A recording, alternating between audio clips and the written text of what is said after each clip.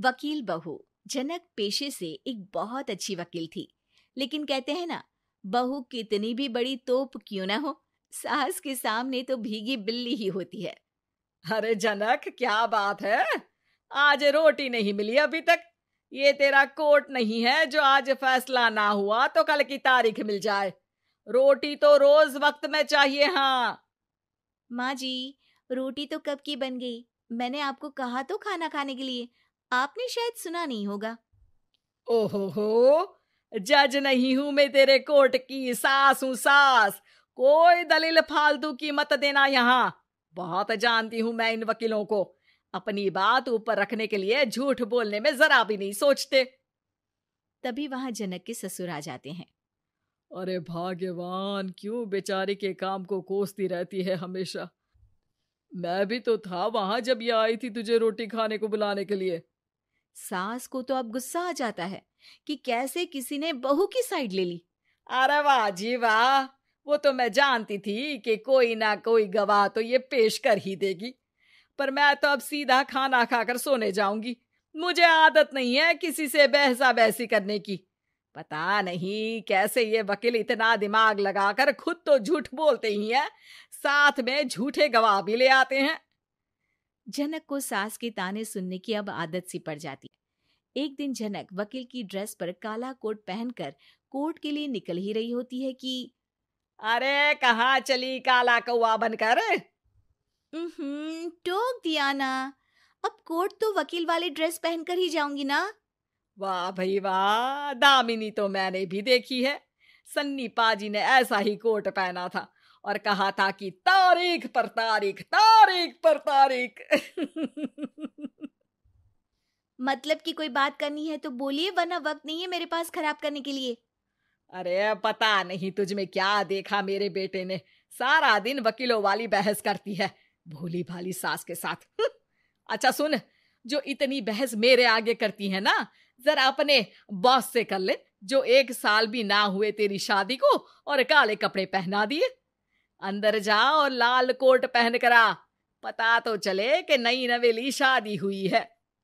अरे माँ जी, कोर्ट में मेरा बॉस क्या करेगा, ये तो पूरे देश की ड्रेस है वकीलों के लिए। लेकिन सास तो ठहरी सास। अच्छा, तो कोई जरूरत नहीं है 2-4 साल कोर्ट जाने की। शादी थोड़ी पुरानी हो जाए तब इजाजत दे दूंगी मैं तुझे काले कपड़े पहनने की। अब क्या था, मन मारकर जनक को लाल रंग का कोट पहनकर कोर्ट जाना पड़ता है। उसके जाने के बाद आहा, बड़ी आई पूरे देश की ड्रेस की बात करने वाली। अरे पहना दिया ना लाल कोट। अब सास आए दिन या तो जनक को उसके काम का ताना देती या फिर उसका काम छुड़वा देने की धमकी। तंग आकर एक दिन जनक पति से कहती है, मैं सोच रही हूँ कि कोर्ट जाना बंद ही कर दूं। अरे क्यों यार, इतना अच्छा करियर है, क्यों छोड़ने की सोच रही हो? अरे लाल रंग का कोट पहनकर जाना पड़ता है। हर बात पर सास ताना देती है कि वकील तेज होते हैं, सवाल जवाब करते हैं, झूठी दलीलें देते हैं। अरे तो ठीक है ना, वो जो कहती है अपनी समझ से कहती है, लेकिन तुमको तो पता है ना कि सच्चाई क्या है। जनक को पति की बात से हौसला मिलता है कि तभी घर पर कुछ लोग आ जाते हैं। अरे आइए पंच साहब, कैसे आना हुआ? अरे भाई साहब, सुना है कि आपकी बहू वकील है। तभी वहां सास आ जाती है। हाँ है तो, लेकिन क्या हुआ, फिर कहीं बहस कराई क्या? अरे हम तो खुद दुखी है उसके व्यवहार से। अरे भाभी जी, आपको तो पूरा मोहल्ला जानता है कि आप कितना बोलती है। फिर हम यहाँ बहू रानी की कोई शिकायत नहीं, बल्कि अपनी परेशानी लेकर आए हैं। ससुर जी खुश हो जाते हैं। हाँ हाँ, मैं भी बहू को बुलाता हूँ। जनक वहां आती है, सबको नमस्ते करके बैठ जाती है। बहू रानी, हमारे गांव में बड़ी मुसीबत आ गई है। अब तो पूरे गांव की जिम्मेदारी मानो तुम्हारे कंधों पर है। अरे ना ना, इससे तो घर की जिम्मेदारी पूरी नहीं होती, ये गांव की जिम्मेदारी क्या लेगी? भाभी जी, आप चुप हो जाओ, यहाँ पढ़े लिखे लोगों की बात हो रही है। आप जाओ, जरा रसोई से सबके लिए चाय लेकर आओ। मैं कॉफी लूंगी। हाँ हाँ, वकील साहिबा के लिए कॉफी। सास सर पैर सब पटक कर वहां से निकल जाती है। बहू, गांव में पानी नहीं आ रहा है, पड़ोसी राज्य ने हमारा पानी रोक रखा है।